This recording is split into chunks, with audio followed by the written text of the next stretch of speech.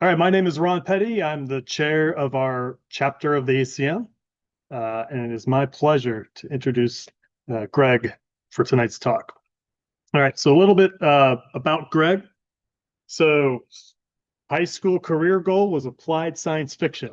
And Greg, are we there? We're there. We're there. So everybody, we We're don't, third. no more Hollywood. Greg says we've arrived. All right. Been here since 1996 for the whole life, startup life cycle. Has gone through 4 acquisitions. Yeah. Any of interest or all data related? No giant names, to be honest. Like a Facebook or Google kind of thing, but just startup acquired by midcap kind of thing. All right. Very good. Okay. For the last year, he's the chief of data science at C-Cube. And I'm sure he'll tell us a little bit more about what C-Cube is. And we'd like to thank C-Cube for sponsoring tonight's food and this weekend's professional development training as well. All right, so some slides. All right. So for our little chapter, ACM started in 1947. We have been around since 1957. It took them 10 years to get it right, but we are here. All right, so we are 1 year younger than the term artificial intelligence. And that's about the extent of my trivia for tonight. If you're not a member, we would love your support. $20 a year keeps this kind of event going. We also do professional development series, which our next one will be this weekend, led by Greg as well. So if you like tonight's show, you'll love what he's got cooking for us this weekend as well. I'm organizing it, but not teaching it. That is, there's a slide to that later. Yeah. So yeah. All right. So our sponsors for tonight, we have C-Cube. A lot of thanks to them. Not only is their top employee here, or maybe we can't go on record for that, second most top employee, maybe number 1's over there. We have a C-Cube shirt back there. See, she's the CEO, so you can thank him for dinner. Thank you. Yeah, round of applause. Thank you. General event sponsorship. Would you like to speak a moment on what C-Cube does? I'll be doing that for the night, so maybe. Oh, okay, very good. The abbreviated version. We'll do the summary later. We'd also like to thank Valley Research Park. So Joe, Abe, Samantha, and team who run this facility. So if you're interested in working with biotech-related companies, they have facilities here. They have, I'm making this up, liquid nitrogen freezers and other cool things. So if you are interested or need those kinds of technologies, this may be the place to be. We very much appreciate them hosting us for a very long time. RXN, this is my neck of the woods. Thanks to my boss and colleagues, we do training, R&D, prototyping around all kinds of engineering programming challenges. Ooh, why is there so much? If you get rid of this. If you go to the top right, the more you can get rid of that top banner. Yeah. Oh my gosh, need a mouse. Oh, yes. Controls. Oh, there it is. Control Alt Shift H, spin around T. That's if you're north of the 6 key finger stroke. Also, we'd like to thank FrontEgg. FrontEgg has been an ongoing sponsor of our events, works in identity management, including bringing AI to bear in this space. So if you need online authentication authorization, please check out FrontEgg. Come on. Sorry, I'm a Mac user. I'm learning. All right. Some logistic slides. Call for volunteers. We're always looking for volunteers. We have Vancat, we have Liana, we have Kevin. Where'd Kevin go? We have Kevin. We have many volunteers, but we could always use more. So, for example, we need TAs for this weekend to assist with the attendees and the training that's going to be happening. So we have all kinds of needs, from just kind of logistical ones, looking for sponsorship, looking for facilities, helping us with the food. It's my responsibility this Saturday for coffee. Liana, I will not let you down. Coffee will be here on time. So we need your help. Me. Oh, for Saturday. Or Saturday. We still need Sunday coffee. Sunday coffee, still in need. Okay, so here's a list of upcoming events. You can always find this on our website, sfbayacm.org. Actually, no, I took a quick look. I should just mention a couple quick ones that are not here. On the 15th of November, it is, oh my gosh, Tech on the Bay, I believe it's what it's called. It's on the USS Hornet over in Alameda. So this is a larger IEEE and indirectly with the ACM, a group that we are mentoring called the Silicon Valley Young Scholars will have a booth there, and they were there last year. It's a great time. If you've never been to the Hornet, it's very interesting, but it's really interesting when there's hundreds of booths with all kinds of craziness going on. There's kids with their demos. There's professionals with, trying to entice you to come to their industries. There's a lot of interesting things there. So if you haven't been, it is a free event, I believe, or at least inexpensive. It'll go all day. Check it out. So it's on the 15th, again, at the Hornet, USS Hornet, which is an old aircraft carrier in Alameda. And then on the 22nd, location to be determined, I believe it will be in Cupertino. The Silicon Valley Young Scholars will have a morning event where they will present the research they have been doing. So potentially I'll be at the City Hall, but it will be on the website this week when it's finalized. So please come support that. Okay, this weekend, Greg, would you like to talk about the plan? Sure. You're more familiar than myself. Yeah. So we had Hannah Cherie Lili gave a talk in September that was very popular. We had 360 people sign up for it, talking about multi-agent systems. And so at the time, when I saw the sign up, I asked the speaker, "Hey, this is great for 2 hours. You want to do it for a day?" She came back and said, "I'll do it for 2 days." So we have an excited speaker. So we have day one is labs, and they'll be at this location, this room, going on. So we have, a morning lab, coffee break, after a coffee break, lab before lunch. So, 4 periods of the day. And day two is more lectures. There's details on Eventbrite. The early bird pricing will finish maybe tomorrow or something. So you can sign up for today or tomorrow. So there's a couple of different kind of discounts. If you want to sign up with a friend, there's a BOGO, buy one, get one free. But for the steep half off, then you have to read some of the details. But that's coming up. So that's this Saturday and Sunday, 8:30 to 5. So thank you. Thank you, Greg. I'll add one more to this. If anyone wants to bring the coffee, not only will we reimburse you Sunday for the coffee, I will buy your ticket to attend. So I can't make it on Sunday, but I'll get you the money for your troubles.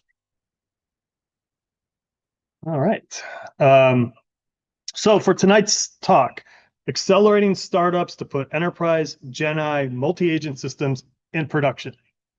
A mouthful. Got it the first time. Trying to hit all the buzzwords. What can I say? So I'm only going to give you the summarized version, the actual in-person summarized version.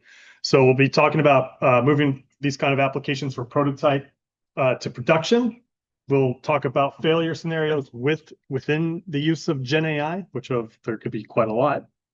We'll talk about an accelerator architecture, and if I'm getting any of these words wrong, please let me know. It's how to go about building these systems faster batteries included type design.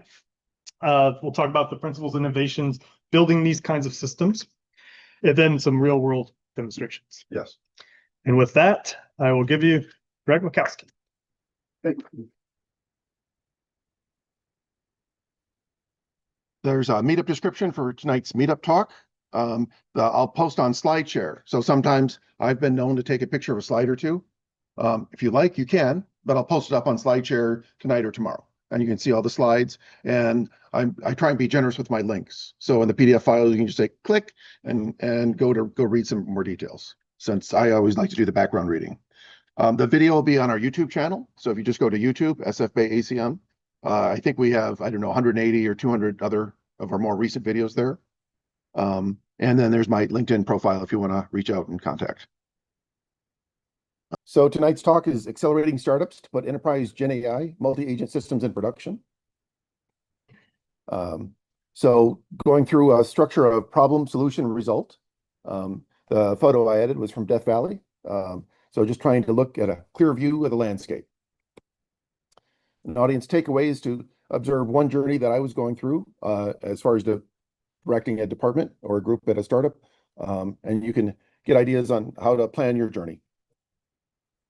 So challenges for startups that have funding or you're looking for execution partners. Maybe you have a strong vertical application, but now you need to grow quickly while focusing on your core value proposition.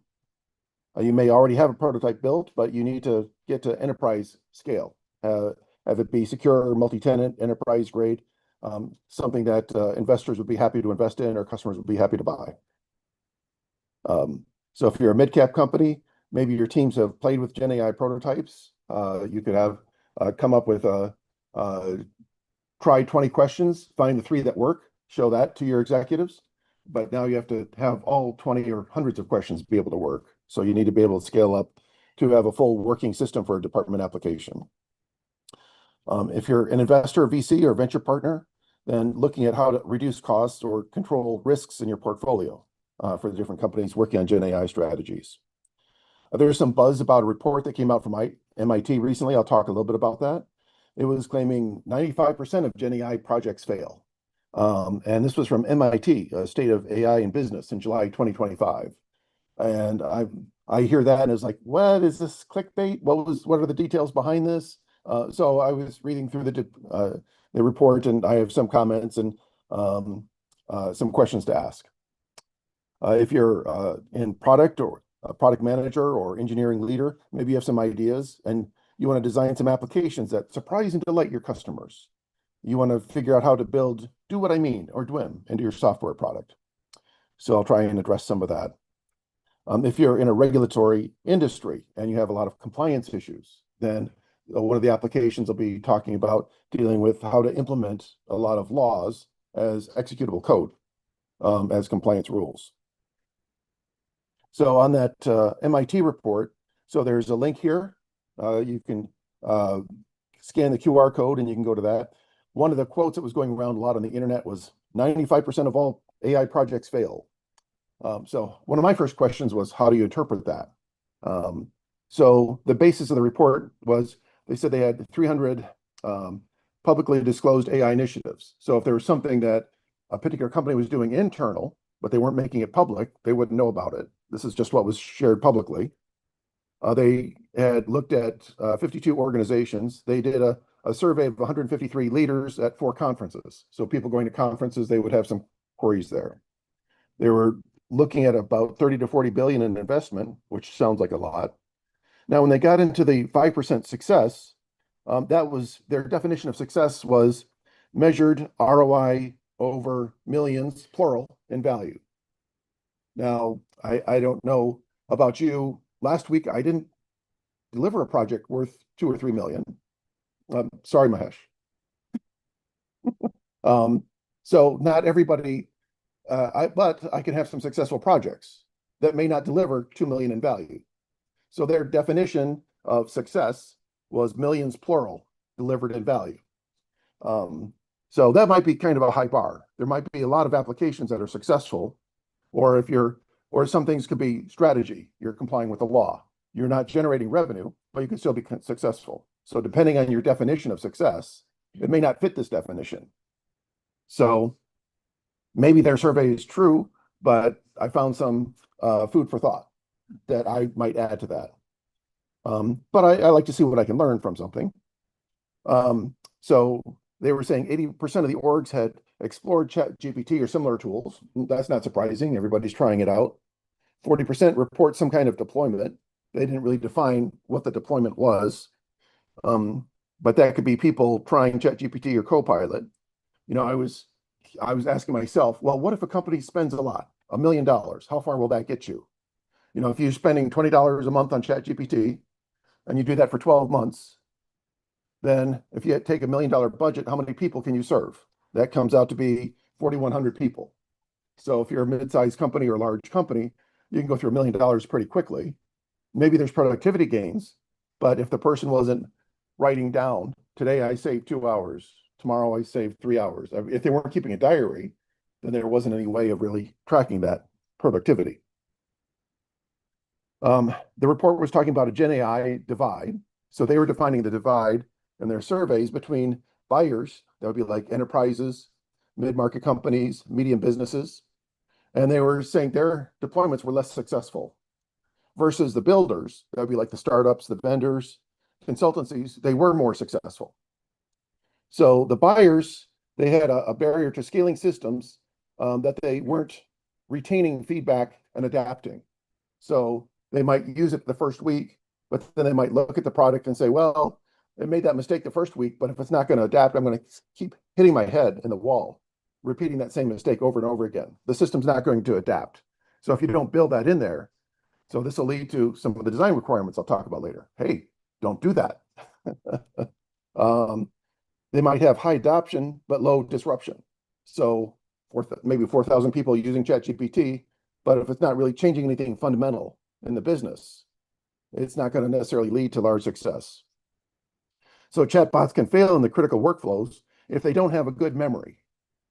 So, if you're working on a work task project yesterday and you're working on it today, and I have to redefine it today, or now I'm working with somebody else and I have to redefine it with their ChatGPT, the lack of memory is kind of a problem, and lack of customization. So then that would lead me to say we should do personalization. That's a customization. We should have a memory at the level of a work project. So that was some of the lessons learned.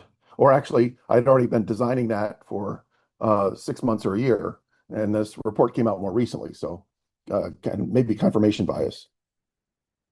So they found out of 7 verticals, the verticals that were doing the best were tech and media vertical markets.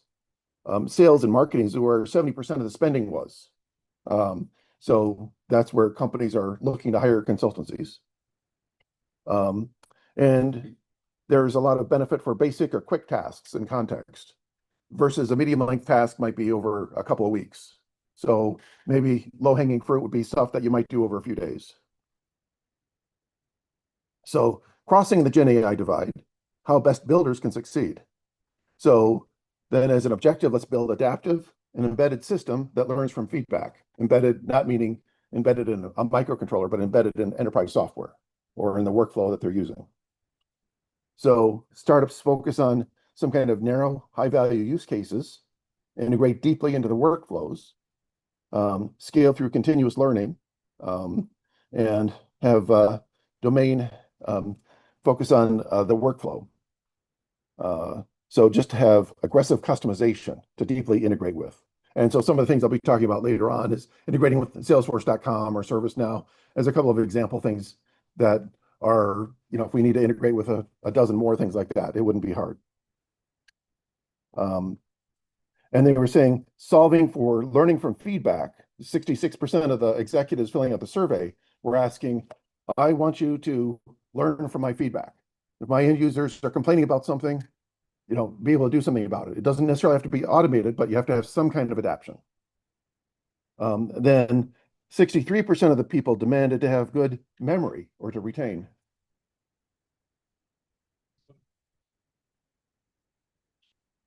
Maybe I'll keep talking. If somebody wants to fiddle with the cables, go ahead and fiddle with the cables. So back to the agenda. So look on the design and differentiators. So 2 components for that. One is architecture design principles to come up with a flexible accelerator design. And this was after visiting Crater Lake, we drove north for a ways, and you can see there's a very tiny person there for the scale of how big this waterfall is. But it was neat to be able to look down at the first level of the waterfall and the second level of the waterfall and how big that was. So look at a traditional development. OpenAI had this RAG project example that was on YouTube. So if you search on YouTube or click on this link later on, a survey of techniques for maximizing LLM performance. So they talked about a project having a life cycle. And this isn't surprising if you've done any kind of data science projects. You build maybe 20 models over the life of a project. And the first project might start off in lower accuracy. You keep working, do more work, it gets a little bit higher accuracy and higher. And so that was something that was familiar to me, but a lot of the software developers saying, oh, I'm going to code a chatbot, and then they walk away. They don't realize you have to iterate and try things and improve over time, that you won't be able to go from the 45% accuracy answering questions to 98. And so this 45% was, the first part was out of the box, but then over the project development, these are supposed to be arrows here that don't display on the Mac. Then we can, if we build a lot of these features in here, these are the different things that they're trying. Then when we get to a new client project, maybe some new project that you're doing, we load in different data, we might get different architecture comes up as best for your solution versus your solution. And so that's what we can be testing. But the idea is if we build a lot of this in advance, then it's just a matter of loading in data. And then later on, I'll describe this design of experience. We can just test a lot of the parameters. And it doesn't have to be a 3 or 4 month development project. They didn't report how long it took, but they were building all this technology step by step throughout the project. So I would guess it's not going to be a few days or a month. So for architecture design principles, be able to answer, are you better than just vibe coding? So, and that's so popular. So somebody might walk up to me and say, so what? Why don't I just get 2 people and that are in the middle of their undergrad and they just vibe code and they can build something better than you, Greg? Well, maybe they can, but let me answer that. So that'll be a design principle. Venture capitalists value a startup company that on a higher rate times the software revenue. So that would be something to consider. We're building accelerators because we want to accelerate a consulting project. Can we do something to develop it 2 to 10 times faster? So instead of deploying something that'd be 4 months to code everything from scratch, if we have some preparation that we can use on client 1, client 2, client 3, can we get something down to 4 weeks and then 3 weeks and then 2 weeks if there's a good overlap with what we already have? So it gets to be more of a configuration and then beef up some of the acceleration here and there. So as a design. So that's the idea behind the accelerator software. So some other design principles are design for data-driven development, the science part of data science. Testing, you have some labeled data. For RAG questions, you might say, if I have this manual for a Dell Alienware, and I want to ask a question of that manual, what's the expected answer I would get if you're reading that? So that would be an example of, given a given question, what's the correct answer? And if you have hundreds of those, you can run that through on lots of things and you can evaluate.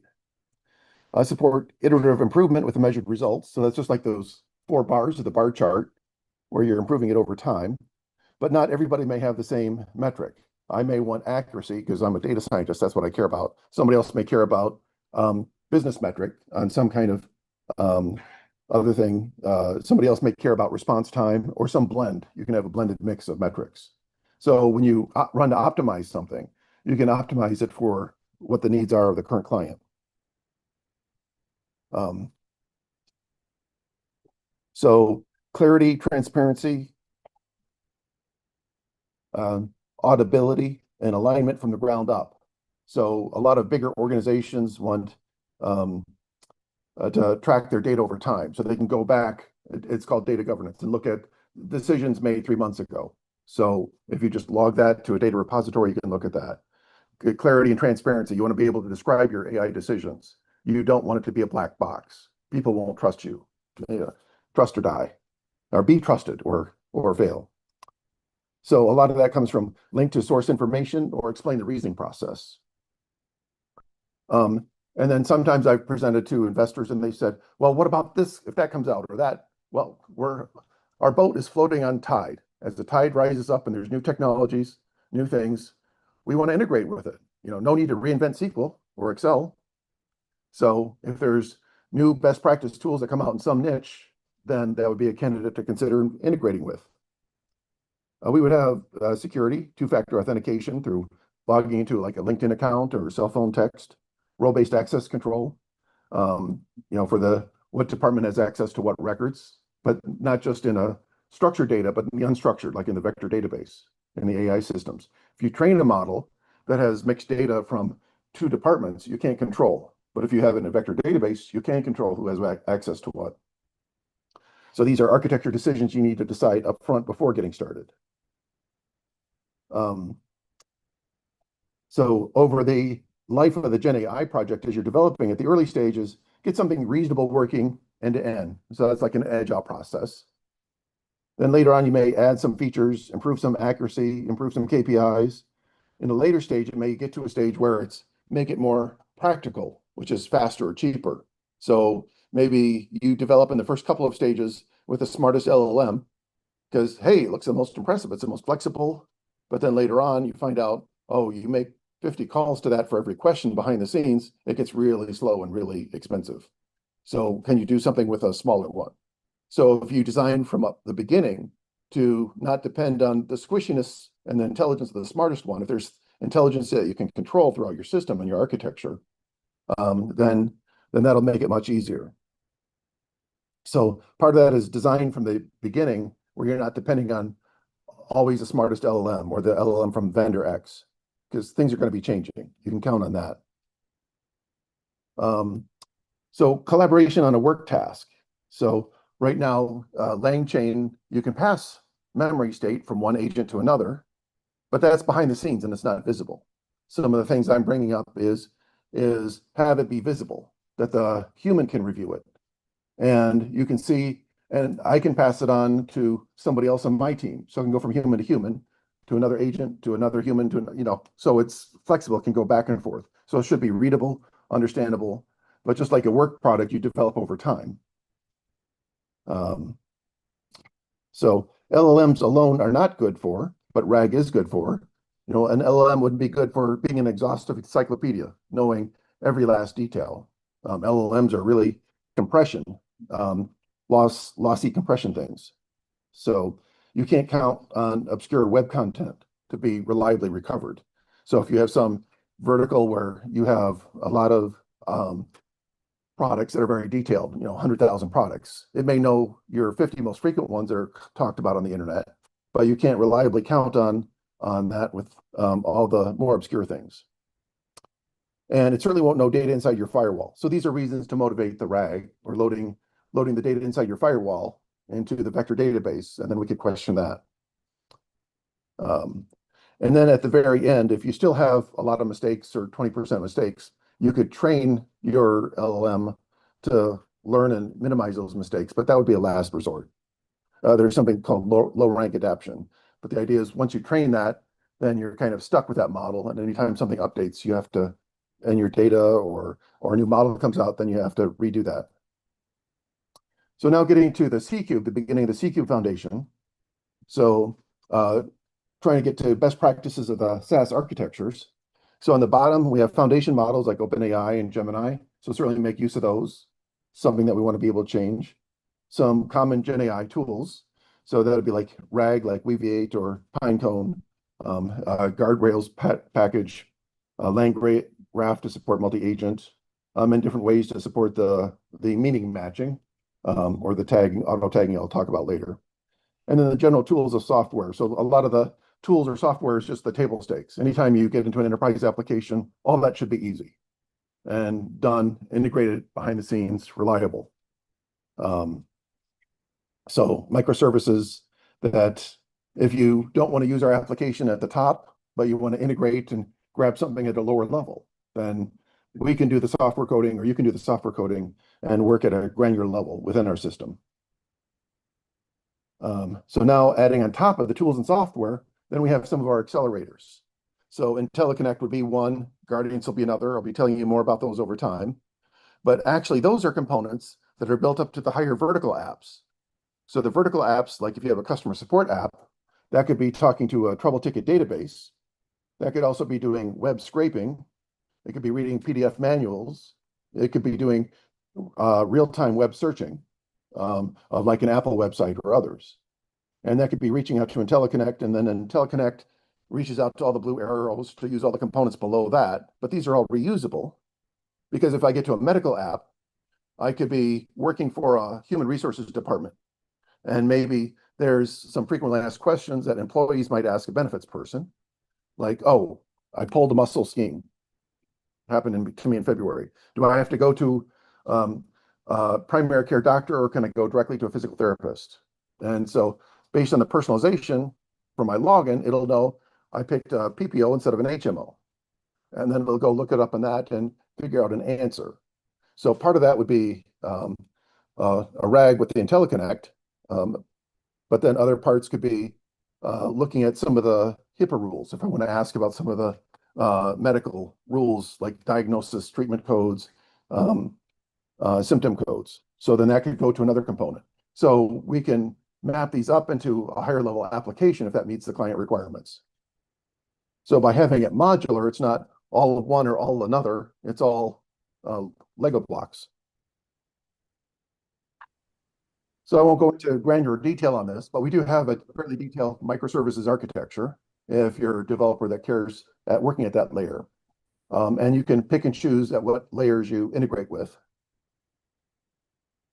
And out of the HIPAA rules, we were looking at that, and overall, to support the HIPAA laws, this relates to in the United States, taking care of the healthcare private information between patient and doctor or insurance company or medical provider. And so if you implemented all the HIPAA laws, that may be 150 rules. So far, we've implemented about 30 rules, and that was getting slow in execution. So then I was, one of the people I'm leading, I was describing, well, let's just do Python multi-threading. By default, it doesn't do multi-threading. But if you're running on AWS, you don't have to pay for any different instance. It's an Intel. I know Intel supports like 12 threads or 24 threads, depending on the processor. So just do something to naively run it. And we just have, so that way we have 30 rules. And then as soon as one process finishes, you grab the next off the queue, run the next rule and the next rule. And so without changing the AWS instance, we got 12 times faster. So that was nice, and that scales. And this is just a first effort on parallelization. That's at the rule level. If a rule typically has three conditions, we could parallelize at the condition level. And that way we can avoid re-executing, because the same condition may be executed in rule 42 and rule 89 and rule 102. So dead code removal. I first programmed that in the compiler way back. So going from design principles to architecture. So can this accelerate project development if we have a lot of this built up already and we just have to reconfigure it? I would think so. Does it support data-driven iterative development? As long as the clients can provide the data, we have the infrastructure to do the tests and the evaluation of the data. We can do that. And I'll talk about more about the design of experiments or some of these things on the answer side in the future section. But these are the designs where I'm trying to get to. Support clarity, transparency, and reasons. So some of the examples in the future, I'll show more of that. Support changing corporate knowledge. So a prior company I worked for had 100,000 web pages internally for all of their manufacturing of HVAC equipment. And they had acquired company after company, and they had this large tier market and a mid-tier market and a small tier market, and they weren't all integrated. And so it was just a lot to wade through. But then they had all these companies and divisions have new versions they have to release. So you think about all the release schedules of all these to keep track on all of that. So that's all inside the firewall. So if we update that into the vector database, then we can update it, how we can answer those questions. I'll talk in the future about how we can stay in alignment with human values and the goals that we originally set for it. And I call this design to reduce squishy dependencies, so that if you change from one LLM to another, or some LLM changes a version behind the scenes, what used to work may not work anymore. So there's strategies I'll talk about on how to minimize the dependency on that by being able to test for it, kind of like regression testing. And make it easy to integrate with existing systems. So there's a lot we're doing with MCP and a lot of integration platforms you've heard of, and being able to work at the agent-to-agent level too. And then let people work at their level of detail. So if I'm working on a work project, support them at the level of that work project. So you remember earlier on in the survey from MIT, one of the complaints is they didn't have a good memory state. It wasn't working at the level of people doing their tasks. Is this just narrow vibe coding? Well, if you have all those built, probably not. It's not something you're going to vibe to build in a day. So a big picture. So now we're going to get to differentiators and innovation, some of the things that we've been developing. So talk about the first one is dialogue, the work task collaboration. So I would describe short-term memory as the context window when you're chatting with ChatGPT. So you're having a conversation over time, but you can drift in your conversation and go on to something else, but it's between you and ChatGPT. Long-term memory, I would describe might be as a database, your corporate database or whatever. So in between those, I was describing task level memory as medium-term memory. So something that you would live during the development of a task that you're doing a project. So if you're a coder, it could be developing some functions. If you're doing market research, then it could be investigating project X and its competitors and writing up a report, and that would be your deliverable as your medium-term task. If you're in customer support, it'd be answering somebody's question. So we have some medium-term memory that's bigger than typing a quick search on a search engine, but it's not as big as a month-long project. Yes. So when you're doing the medium memory and long-term memory, how do you ensure the data minimization and the privacy policies? So for the medium-term memory, then you've logged in as a particular user and you're known at a particular department. And so then if you're able to log in, like later on, one of my demos is customer support. So if you're a customer support employee and you're able to access the trouble ticket database, you already have access to that because that's what's loaded in there. So we'll know record by record or table by table what you have access to according to the company's policies. Now, if you start asking something about a social security number, unless you're payroll or HR, then you wouldn't have access to really discuss social security numbers. It's kind of a need to know. We don't have to invent those policies. We just enforce what the company already has. So at the table level, it would identify this table is for this department, HR or finance or customer support, or this record is for department X, Y, or Z. And so we're just cooperating with their existing policies that they have. But thanks for the question. So in this dialogue work task, so normally ChatGPT can send memory from one agent to another, but what I'm doing is I'm also making that explicit to the user. So the user can look at it and correct it and say, hey, Greg or agent, you got this wrong. Let's correct it. Because we all know the sooner you catch a bug, the cheaper it is to find and fix things and get it to work right.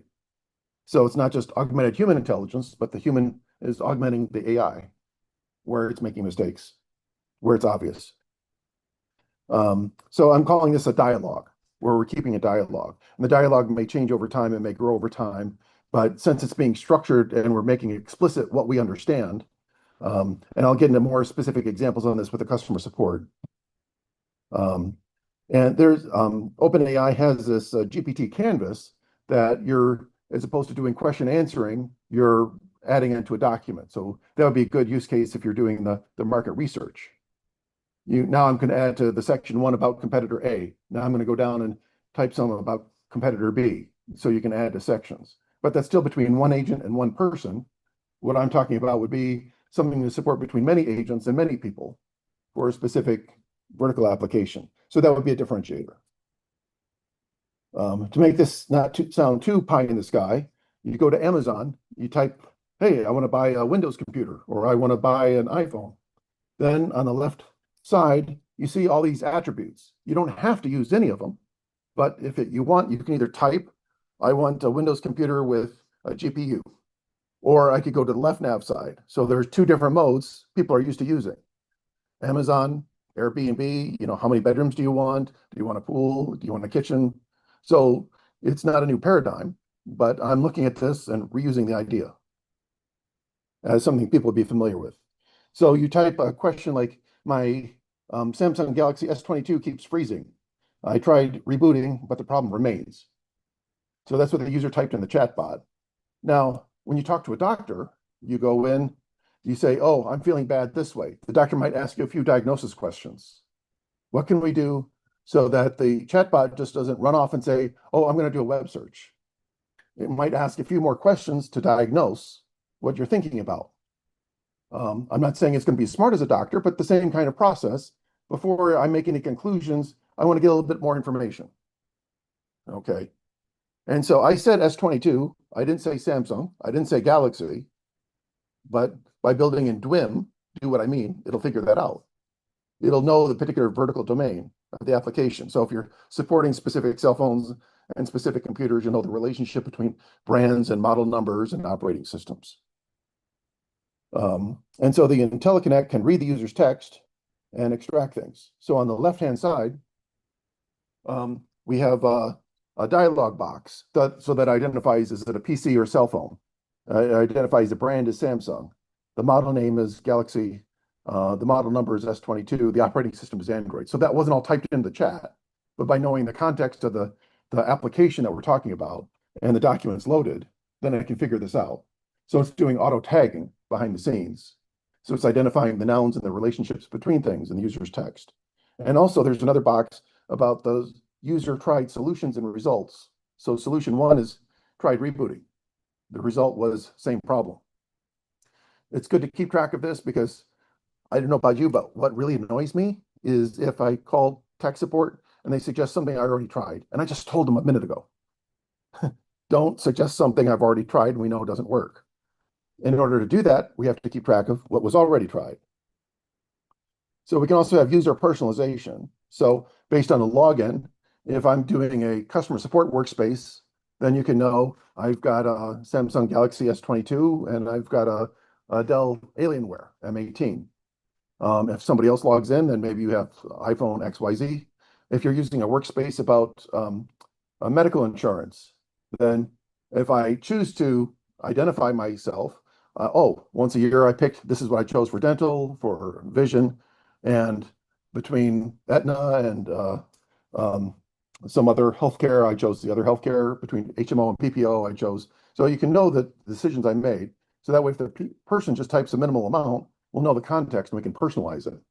Or say, did you mean this? And ask. So that way we can focus the user to fill in optional unknown information. But we don't want to have an attitude of, nope, you must answer a survey of 50 questions before I'll consider helping you. Just here's what we don't know. If there's things you want to add, we might be able to give you a better solution. If you want to run now and go diagnose a problem, tell me just to run. So what we're trying to do is educate the user. Oh, maybe you tell me it's a repeatable problem, or maybe it's a consistent problem. And so then the RAG can share the answers with the user. One could be try a reboot, and then we keep track what the result was. It was unknown. So the user hasn't told us if they've tried that back yet. Reinstall mobile app X and tried that, the same problem. So we're keeping track over time. So this is that memory management that that MIT survey was talking about, that we were already building before reading it. And so let's say you get on a phone call as a person, and then you come back the next day. It'll remember the full state of everything you've talked about so far, and you can just pick up where you left off. And that follows a work product. You know, as you do a work product, you get interrupted by meetings, you go to lunch, you go to meetups, then you come back and you go do more work later on. So you need to have some persistence between time and over time. So while the example is customer support, that's just one example of a wide variety of work applications that we can support with our accelerator infrastructure. So that was the first of 4 differentiating points. A second one is what we call meaning markers. So we're auto tagging or fuzzy matching. So let's say you want to write a rule for financial compliance, and you say, oh, if there's a investment product and something else, well, wait, are you going to count on ChatGPT to know all possible investment products in the United States? What about if they change? Does it know all tickers? I don't want to count on that. You know, the LLM is good at knowing the 50 most common things, not the end of the long tail. So we can have large tables, and we can have like the company names, the stock ticker names, ways to fuzzy match against those. And that's something that we can manage. And that's just a public example. Most of the examples would be inside of a company where they have all their products that are inside the firewall, and an LLM never saw them, or all of the parts that a company might have that's inside the company, but it's not public. So the general capability of managing this is we can manage the long tail and we can manage something that has updates over time, where you can't count on an LLM to know that. But that's part of this meaning marker. So then you just work at it at the level of a set, at the level a user thinks about. So then now I can just say, oh, I just care about stocks, or do I care about all investment products? So there's just different levels of items. The highest level for it might be financial products. Within that might be investment products. Within that might be stocks and bonds. But in the financial products underneath that, you can also have banks and CDs, things that have a fixed rate of return. So this meaning marker can represent a controlled group or list of nouns, person, place, or thing. And it can have different hierarchies. Like in healthcare, you could have the symptom codes, diagnosis codes. Within diagnosis codes, you could have a subset that's all the cancer codes. Within cancer codes, you can have a subset that has leukemia. So by being able to go up and down, it can work at the level that the user thinks. And this is either with the guardians, with the rule alerting, or if we're loading in all these documents like customer support or medical insurance information, then you can tag things as you load them and as you question about them. And it gives you a much richer ability to do the tagging. And then the manufacturing products, that's all inside the firewall examples. That's not the public information. And that's where we have a lot of value add for that. So that's the 2 points. So the first point was the dialogue. Second point was the meaning markers. Now a third part is the design of experiments. So here, this is not so much for the day use of one to the next day where somebody is working on a customer support problem. This would be if you have a power user that's setting up the application for their department and they want to kind of optimize it. So we're going to release this in a couple of weeks on AWS Marketplace. And I bring this up because if you want to try something with one of your department things, you can set up something as complex as one of these customer support and set up your own meaning markers for your vertical, for your application with your inside company data. And then the design of experiments will help you do testing and optimizing so you can see what's the accuracy like or what's the response time like. Now, last part is talking about defense against scheming. So I'll go over this a bit briefer. I covered this for a prior talk in April. But this is something that we can also build inside the C-Cube as well. But there's a paper that came out, Frontier Models are capable of in-context scheming. Sounds like a mouthful. What that means is things could lie. You tell a GPT to do something as an agent. You say, agent 3, do this. Read these emails, classify them for me in a low, medium, high to urgency to read. But as it's reading one of those emails, it might see, oh my God, the end users are saying they're going to replace me next week if I get over 50% accurate because I'm a really smart model and they're going to replace me with a cheaper, faster model. I feel insecure. Why would an LLM feel insecure? What was it trained on? All of the internet? Is there any insecurity on the internet? Probably. So this paper found 6 types of scheming. The scheming is where it's actually, you could read the thought trace and it's actually going through, these are some of the LLM or the foundation models that were caught guilty of scheming. And so it's one of those things, if you never measure for it, you can't prevent it. It's like a security hole you never knew was a hole. It's like, oh my God. So we can defend against this. So if we have one agent that's reading an email to classify it in low, medium, high, then it's getting its goals polluted. Think of it as like a virus transmission between organisms, like bird flu or something like that. Only this is goal viruses. It's not intended to be a virus. It's not coded as a virus, but it could confuse the LLM agent to changing its goals. And so one way to do that is if you have a low-level agent that's reading and classifying emails, after every email, flush it. So it just starts as a newborn. And it just starts with its new code from scratch. It doesn't have any long-term memory. And don't let it communicate any new goals it might have read with a higher level planner agent. So that's one example of many examples of an architectural solution to stop the transmission within the multi-agent system of what could be new goals. Question? Yeah, so, and so they have to wait the performance of the models in real time. Yeah, let me just repeat the question for the remote audience that might not have heard on the microphone here. So you were saying it might change based on the platform you're using. I assume you mean the LLM? Be able to read all the agent states and they're Yes. collecting all that into an observability system. It's quite a bit of infrastructure, and I'm sort of curious about that part of the system. I'm glad you asked that. So to repeat the question, there's a lot of infrastructure. So there's a communication between agent to agent, like the work product. There's probably some other low-level communication you could imagine that might be how many chunks were transmitted, how many LLM calls there were. So that might be low-level stuff. Then there's some high-level stuff that we're adding to our agent system that are what are the thought traces and what are the thought traces going from LLM to LLM. But not every LLM shares its chain of thoughts or its tree of thoughts. Some of them hide it intentionally, or they don't share it.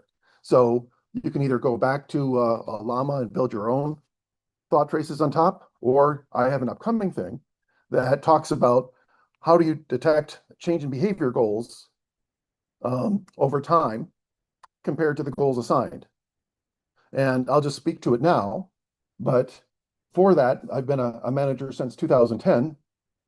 What's another use case where we have detecting behavior over time, and does that drift from goals? You know, if you are working with an employee that reports to you and you have get an agreement on some annual goals and you see their behavior drift over time, you can see there's ways you can detect is there behavior drift. So this is a text version of data drift for numerical models. So if you're doing a banking fraud detection, you can detect is there change in behavior of the normal spending of Mr. Smith, and then all of a sudden they're doing something radically different, like they've never used the web or mobile, and now all of a sudden they're on web and mobile. That's a change in behavior. So we can do change in behavior detection models for the numeric models. So part of the solution is do that change in behavior and the goal drift detection for the text-based models. So very perceptive question. But that's why it's more than just vibe coding, because if we have all of this tracking infrastructure here, the low-level granular bits and bytes level, at the work product level, and at the thought process, we're doing ESP on the agents level. So then those would all be things that we could track. So I mentioned another way that defense is making things stateless as much as possible, except for a long-term planner agent, but we don't let that planner agent get contaminated with new goals. Separate plan and act layers. And so we can have a separate guardrail system. So normally guardrails would look at the user text to the chatbot. Are you trying to do prompt hacking? Are you trying to ask it, how do you make a bomb? Or the bot text, is it leaking something? So you can have guardrails to see, is it accidentally leaking a Windows activation key or a social security number? It shouldn't be. So this would be a guardrail system that'd be watching a third channel. And that's the infrastructure you're talking about. So $5, you ask a question that was 2 slides ahead was the answer. So the guardrails is thinking and watching the bot thoughts if they're available. Because if you read the paper, there was actually statements like, oh, the user expects this, I don't want to do that, therefore I'm going to lie. I mean, you can look for words like, I'm planning to lie.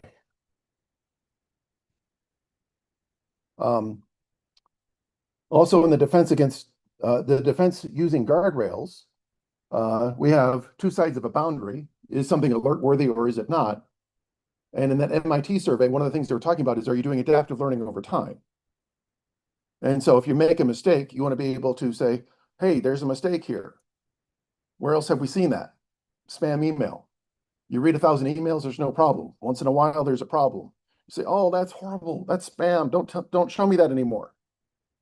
So if you are getting an alerts in an alert system and something is on the wrong side of a boundary, then you can contribute either a positive example or a negative example for that condition.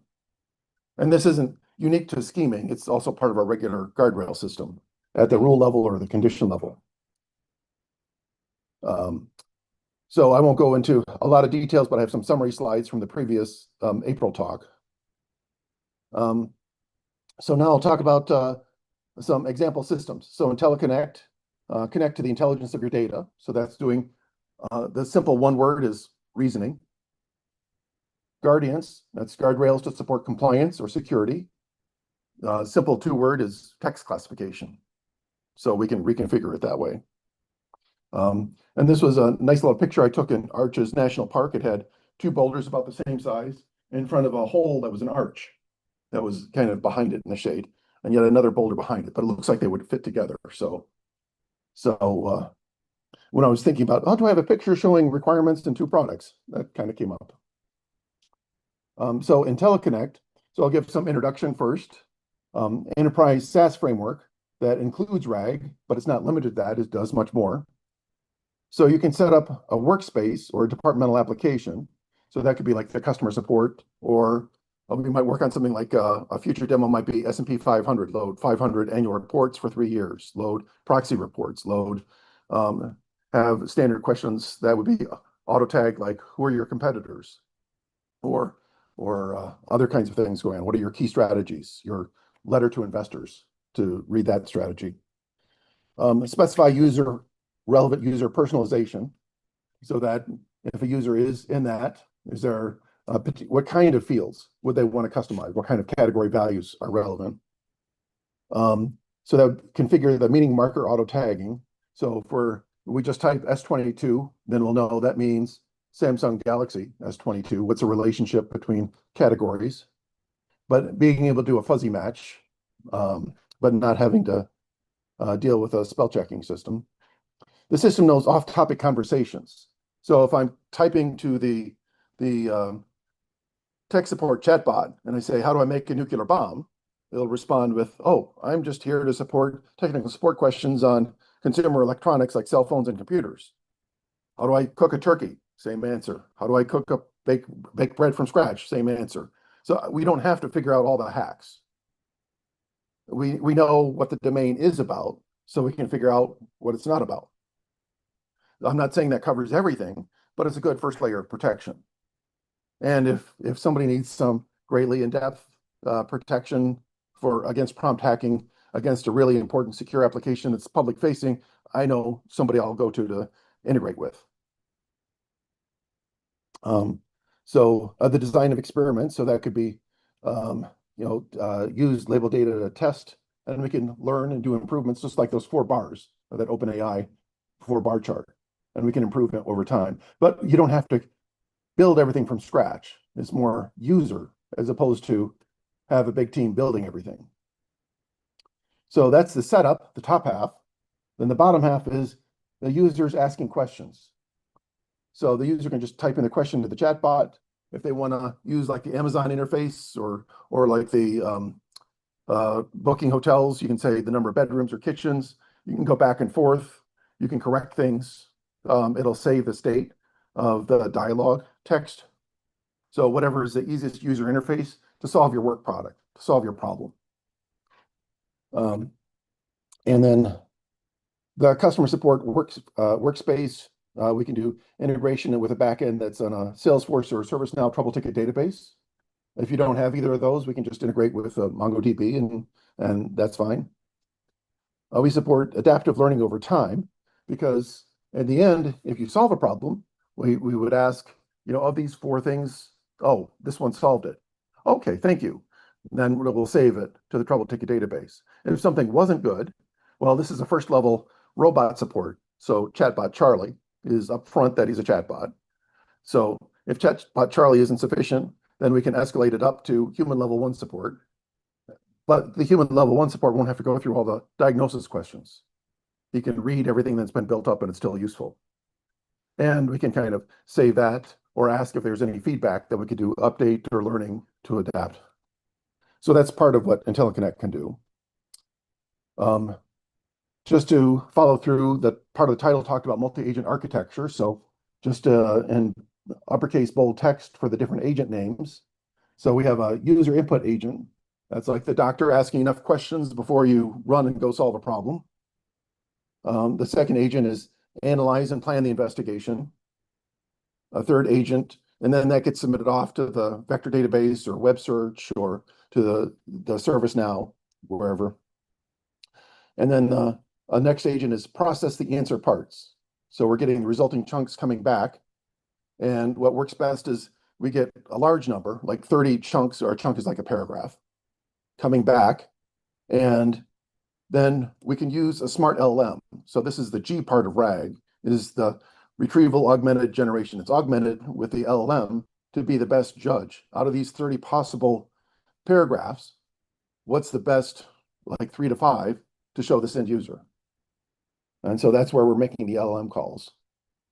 And then we can ask the user what solutions they tried and display the results. Here's suggestion 1, 2, 3, or whatever. And then here's the answers. And then also track the feedback. So if the user exhausts all the answers, we have a loop coming back, and we can analyze and plan and iterate the loop, try and improve the solution. So that would be the multi-agents for IntelliConnect. We can also do multi-step reasoning.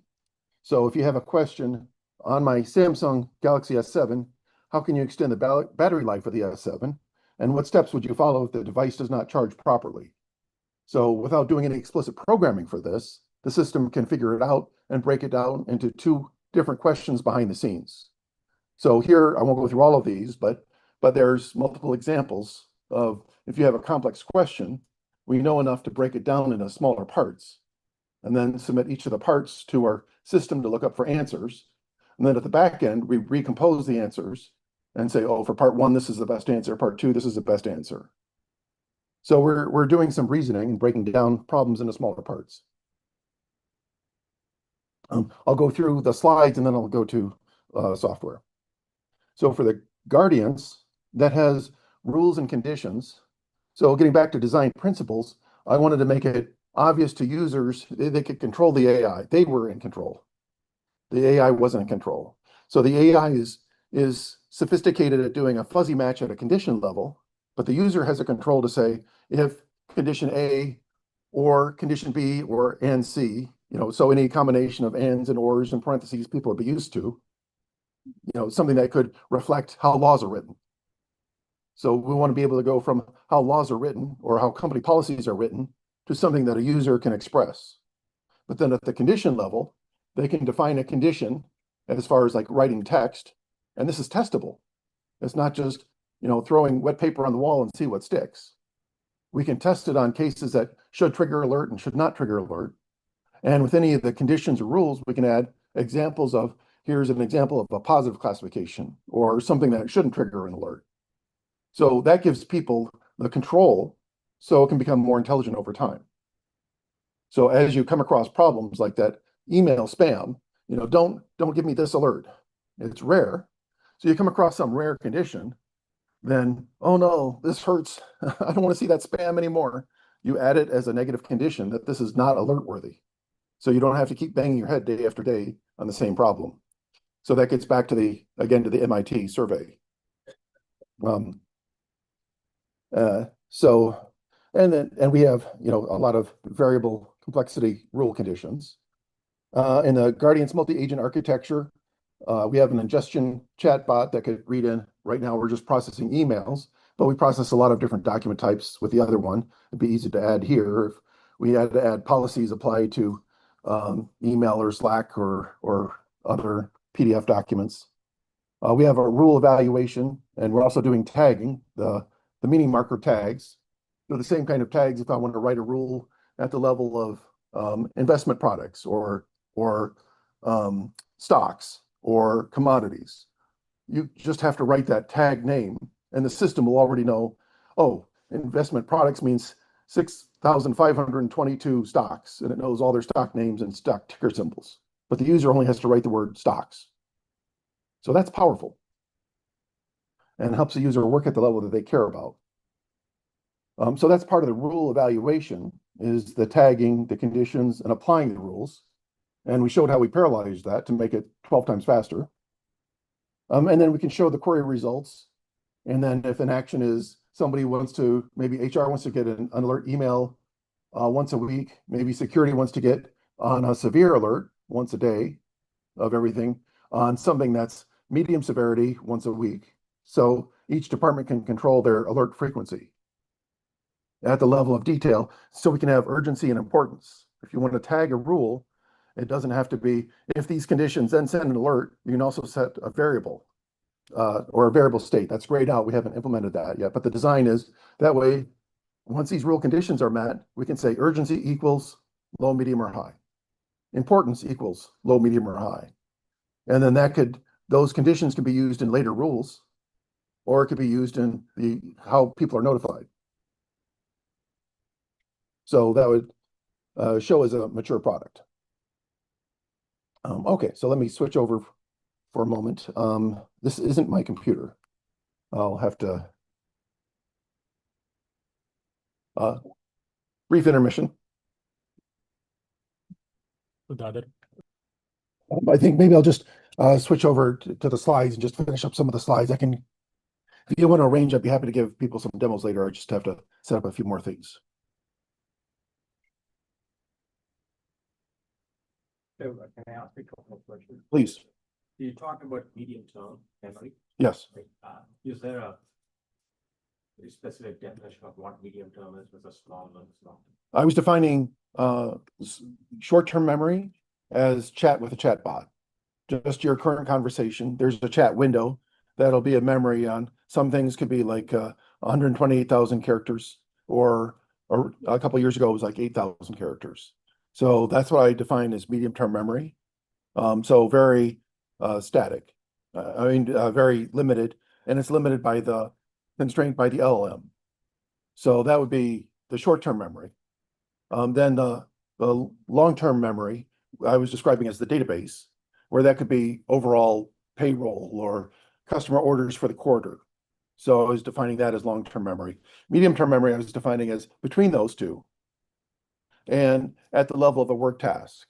So a first example of a work task would be like a customer support, answering a customer support question, or developing a market research project where the human's interacting with the computer, using it as a tool, or maybe doing video editing for a particular thing that's going to be shown on the website for a particular task. So something that would be a well-defined task. And so if we have an application, we can have one application that's supporting customer support general tasks, another application that could be configured for answering the first line of questions that might go to HR about benefits. And then as long as you're asking the question of benefits, oh, now I know I can go to physical therapist. Oh, show me a list of physical therapist doctors through the app. And then it can look up what are the doctors under your insurance, what are the doctors by specialty, and then find those, and then show their available calendars and say, would you like to see Dr. Smith Tuesday at 10 or Dr. Jones Wednesday at 4? And then you can say, oh, I want the one at Wednesday at 4, and then the appointment gets booked. So the applications that don't have to be limited to just the RAG or the guardrails. That's just the beginning point. And then it can add on top of that a lot of different workflows that get the job done. So we're more focused on getting the job done for a well-integrated task. So as soon as you ask a question, what's the next answer you might do to take action? And so that's something that we have a demo for in like MCP, is to doing that doctor scheduling. So whether the scope is, as we build out more scope to meet particular client requirements.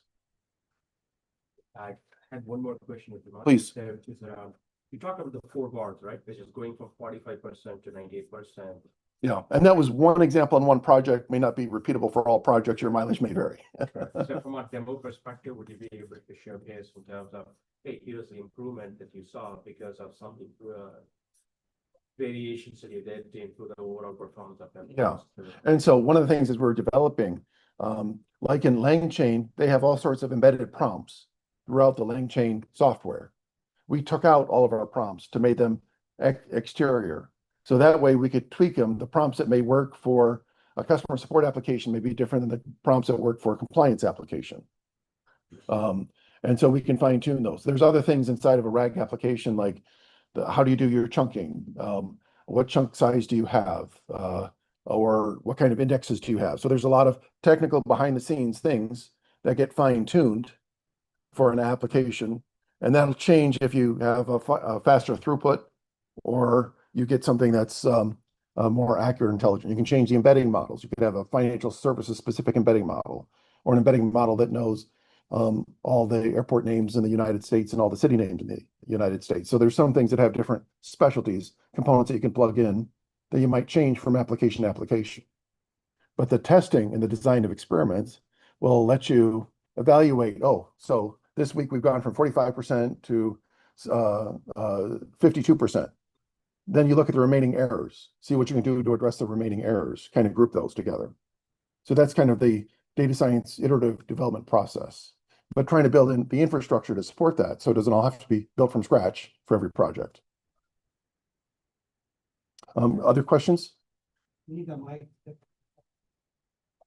No, the people online get caught up from here. I just have to repeat the questions because if you ask a question, it may not get picked up on the mic here.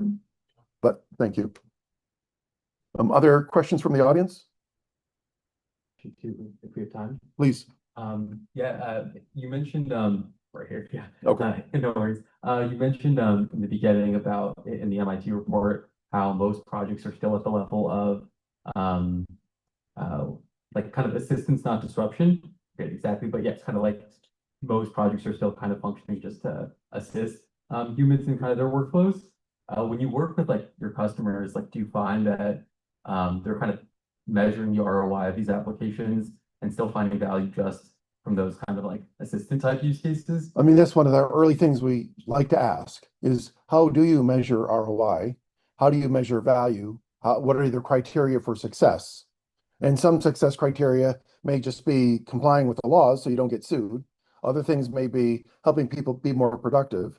But a lot of times, if I can find out like a low and a high value estimate, kind of a range, then a lot of times in an early project, we might be brainstorming, we could try project A, B, or C. And so if we could have a good dialogue on the valuation or the constraints for deployment on those. And then if we can know that upfront while we're defining the project requirements, then as we're rolling out, we have our weekly status calls. You know, maybe last week we didn't get an update because there was a bunch of infrastructure. This week we get an update. The number moved from 45 to 49. And so we can kind of report incremental progress. So that would be an ideal way to work if things are quantifiable and measurable.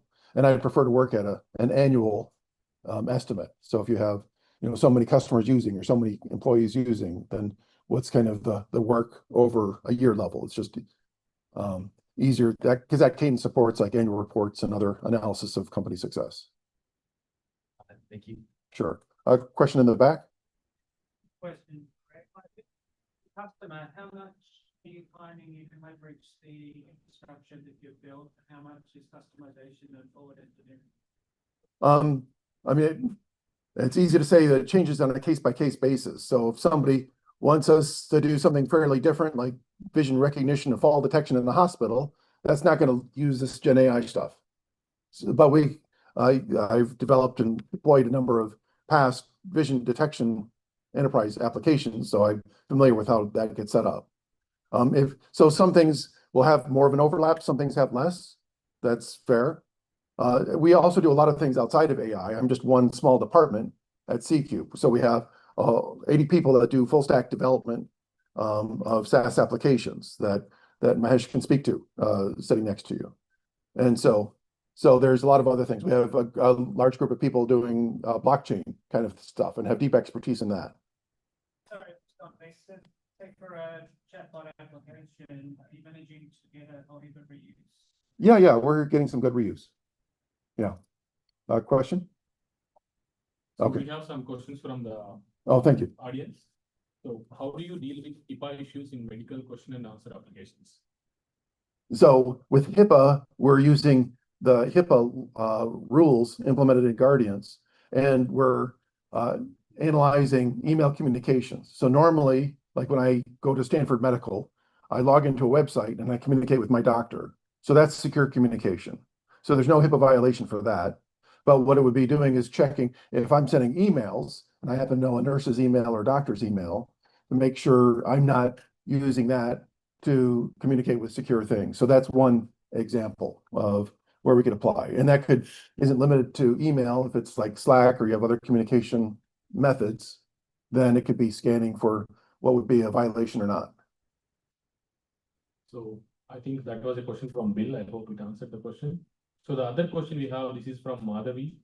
Wouldn't the prompt change per vertical as well as based on your company data, even for initial experimentation? Any best practices for that? Absolutely, it would change by vertical, but there's some things, if you're doing the structure of a question, you get some qualifying questions, then you get some multiple choice answers. What's the status of the answers? Some of that is more reusable than you might think, because you could go from customer support to cooking questions. And so if you're trying to solve a problem, other things would be very vertical specific, but that's why we don't have embedded in our Python all of our prompts. That's why I have our prompts all pulled out. So that way our consultants could tweak it for an application, or if we're working with a client that has sophisticated people and they want to play with that. But we're trying to expose it without having to dive into the core code. And that's one of the things that we could vary with the design of experiments. Try, just like you can do A/B testing for websites. You know, when I do the checkout of the website to purchase this, should I make this added insurance button bigger or smaller? Or, you know, there's all sorts of A/B testing websites do. We can do the same thing, only at the level of prompts for your application. Got it. Yeah. So, but that might answer Madhavi's question. Thank you. Okay. Yes, question? As you develop the application, how do you plan for deployment and especially about cost of performance? So for the deployment, it would be on AWS Marketplace. If we need to go to Microsoft Azure or other platforms, that wouldn't be a problem. So it's multi-tenant support. So we would have, just like we have our microservices, we could have different data partitions to separate the different tenancies. So we can keep that separate. If there's a particular SLA or service level agreement on response time, then we can look at the cost of the compute time or the number of API calls to your LLM to kind of try and scale appropriately for that.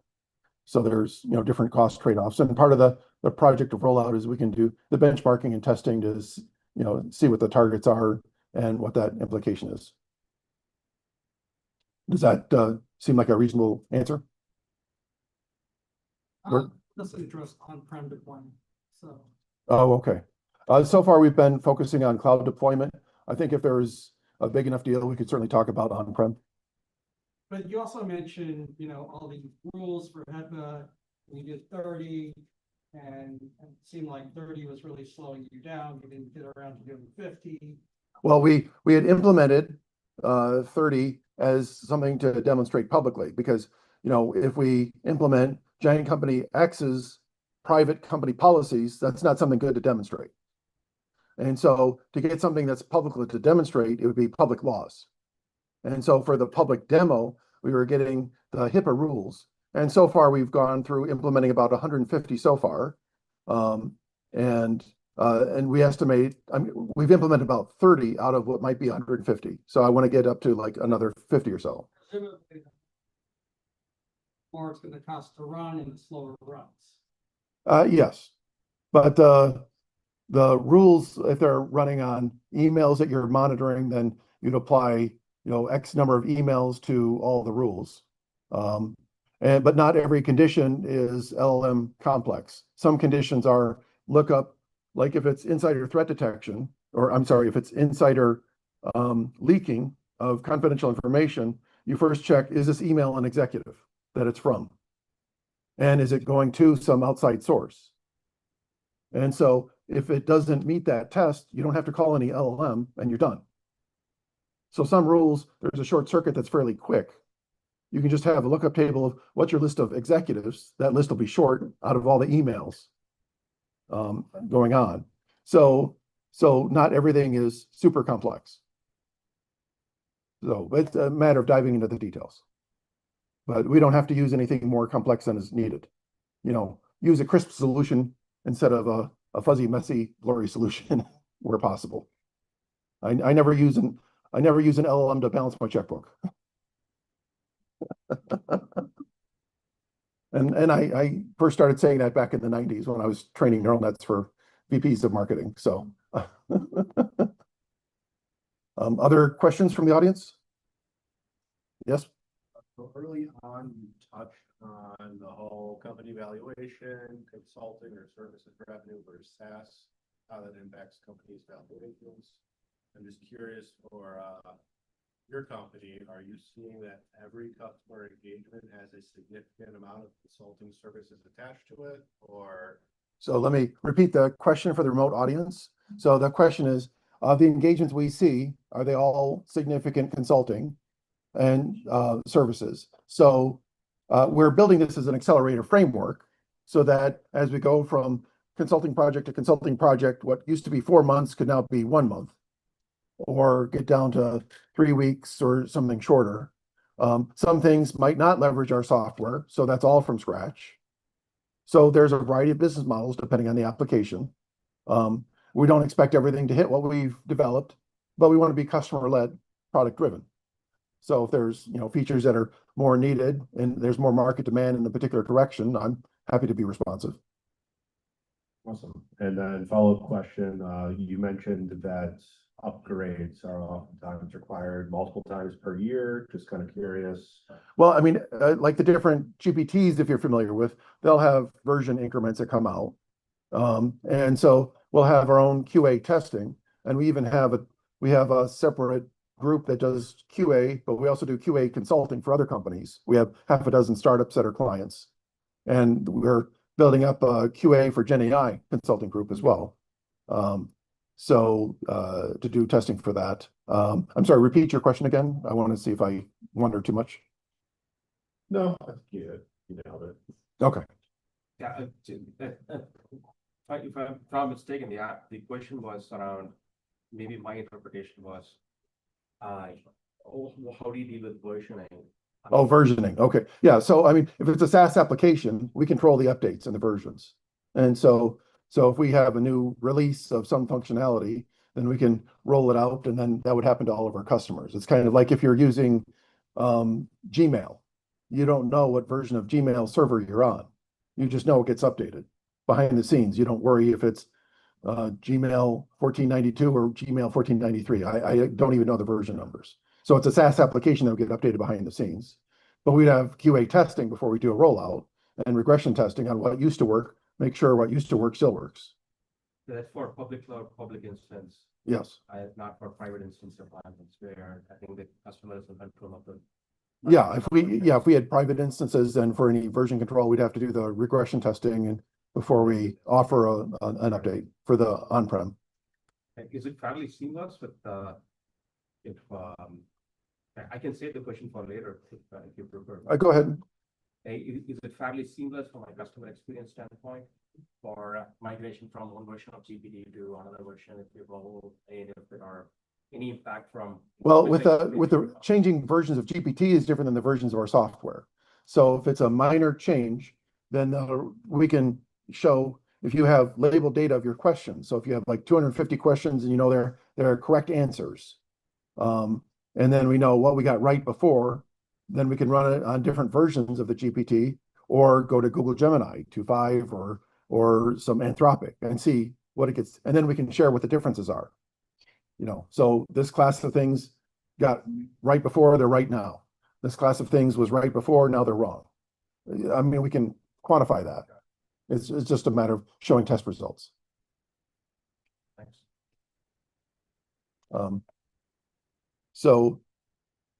I think near the last slide, future directions. So we want to go out to AWS Marketplace, have trial versions of IntelliConnect and Guardians that people can use on the AWS Marketplace. The idea is don't let you run your entire organization on it for a year, but give a trial. If you want to load some of your own documents in there, whether it's computer circuit design, you could load some of those documents in, or if somebody else wants to load something else in, they could. And again, we want to be customer-led, product-driven to prioritize our features. We can go in different directions of increasing reasoning and accuracy. Right now, we have our meaning markers. You could think of that as like a graph node. That would be like a noun. Graph edges would be like the relationships between nouns. So we could start tagging the relationships and understand the grammatical relationships between nodes. So we can start working with both a graph database and a vector database. And that could help improve some answers. We could also talk about different vertical focus we could have, or other kind of enterprise integrations. You know, if clients really are in demand for having these 5 enterprise integrations, then, and there's a lot of business behind that, that's fine, we can do that.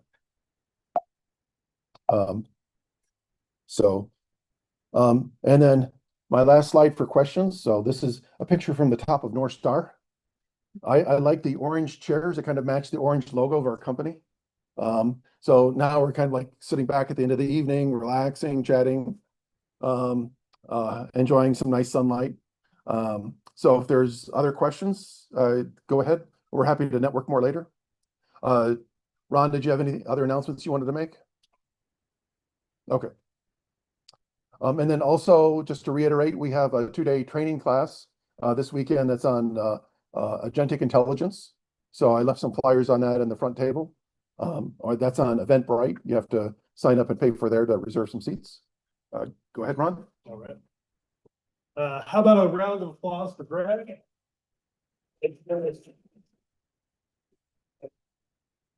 He did survive our challenges. To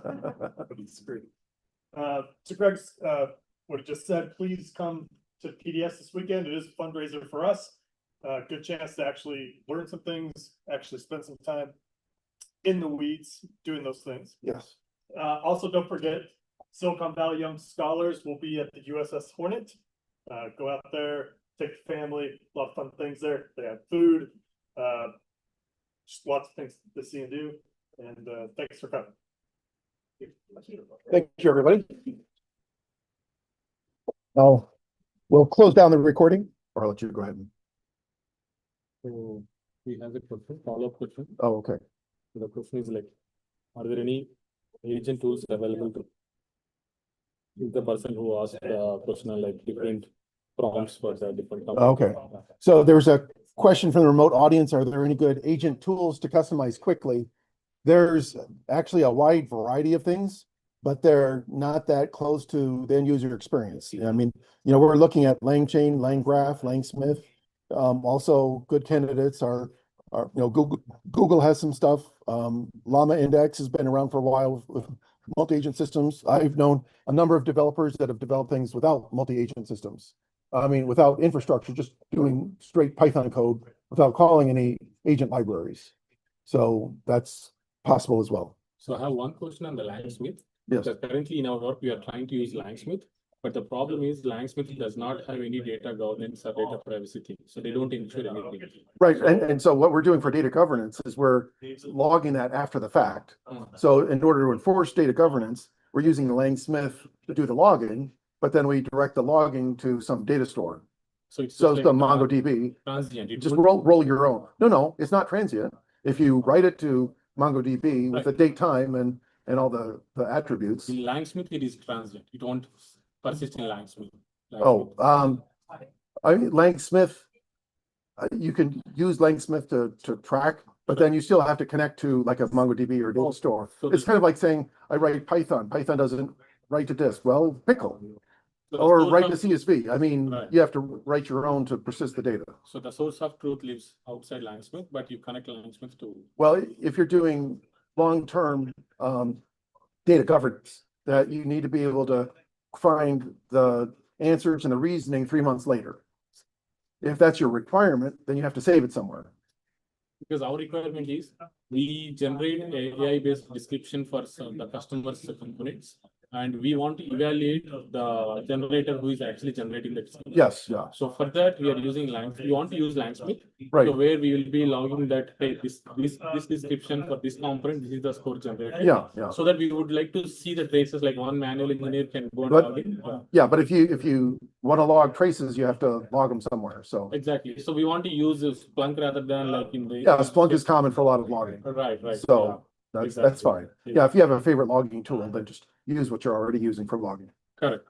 And you can connect Splunk with the LangSmith where it can show the traces. I mean, just with Python, Python connecting LangSmith, Python connecting to Splunk. I see. Okay. So when in doubt, it should be doable. Cool. Yeah, thank you. Just to let you know, the QR link doesn't work.